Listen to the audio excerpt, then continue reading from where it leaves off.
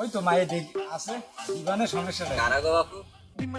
তাহলে চা ঘটক সাহেব গল্প করছি। ওই আমরা ওই যে মা বাবা কেউ নেই, ওরে ভাইফোঁটা বিয়ে দেবে, একটা মায়ের দেখতে গিয়েছে। মায়ের তো একটা আছে হাতে, এখন এই এখন তো আর হচ্ছে না, ওই বিকেলে দেখ মানে দিকে ওখানে ও ঘটক সাহেব তাই দাঁড়া, তাহলে আমি একটু বসে নিই, আমার তো দুটো কথা আছে। দেখাও কি কথা। হচ্ছে যে আমার এই তাহলে ভাই আসতে আসতেরা বিয়ে দেবে। সেটাই বিয়ে দিতে হবে। ঘটক সাহেব আমার একটা মাইয়া আছে, সেরা বলে আর মেয়ের আমি দিতাম। তাহলে এই কথা করে দেখতে হবে, মেয়ে তো না দেখে তো আর ছেলে মেয়ে না দেখে তো আর হচ্ছে না।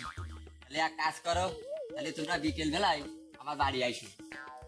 তাহলে তাই হোক, তাই যাবানে। আচ্ছা ঘটক সাহেব, বুঝতে পারছা চলে গেলাম।